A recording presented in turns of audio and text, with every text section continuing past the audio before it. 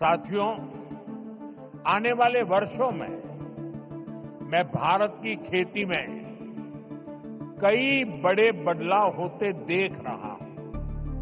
Bharat natural farming का global hub बनने के रास्ते पर है।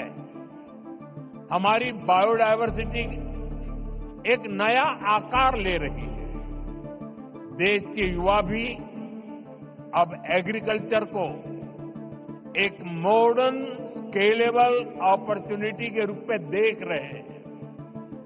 इससे देश की रूरल इकोनॉमी को बहुत बड़ी ताकत मिलने जा रही है। मेरे किसान भाई बहनों, बीते 11 वर्षों में देश के पूरे कृषि सेक्टर में बहुत बड़ा परिवर्तन हुआ है।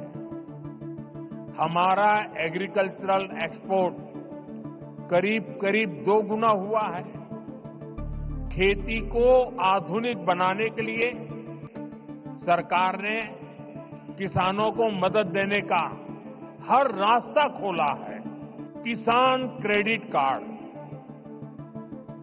अकेले केसीसी से ही इस साल किसानों को 10 लाख करोड़ रुपए से ज्यादा की मदद दी गई है। ये 10 लाख करोड़ आंकड़ा बहुत बड़ा है। 7 साल पहले पशुपालकों और मछली पालकों को केसीसी की सुविधा मिलने के बाद वो भी इसका जमकर लाभ उठा रहे हैं। बायो फर्टिलाइजर पर जीएसटी कम होने से भी किसानों को बहुत फायदा हुआ है। देश के छोटे किसानों को 4 लाख करोड़ रुपए की राशि सीधे उनके बैंक खाते में भेजी जा चुकी है। ये राशि किसानों के खेती से जुड़े अनेक कामों को पूरा करने का माध्यम बनी है। मैं इस योजना के लाभार्थी करोड़ों किसान भाई बहनों को बहुत बहुत शुभकामनाएं देता हूं। नेचुरल खेती हमें क्लाइमेट चेंज, मौसम में हो रहे बदलाव का सामना करने में मदद करती है। ये हमारी मिट्टी की सेहत को स्वस्थ रख सकती है और इससे लोगों को नुकसान करने वाले केमिकल से भी बचाया जा सकता है। आज का ये आयोजन इसी दिशा में एक बहुत बड़ी भूमिका निभाने जा रहा है। हमारी सरकार भारत के किसानों को नेचुरल फार्मिंग के लिए भी बहुत प्रोत्साहन दे रही है।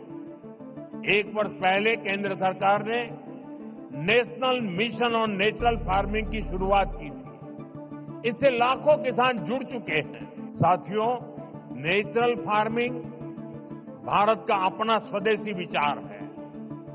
ये हमने कहीं से इंपोर्ट नहीं किया है, यानी हमारी ट्रेडिशन से जन्मा है।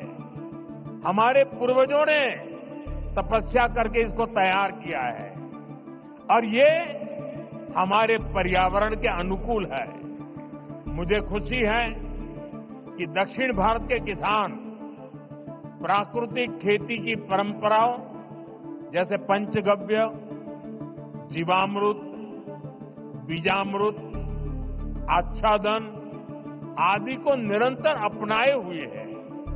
ये परंपराएं मिट्टी का स्वाद बेहतर रखती हैं, फसलों को केमिकल मुक्त रखती हैं और इनपुट कॉस्ट बहुत कम कर देती है।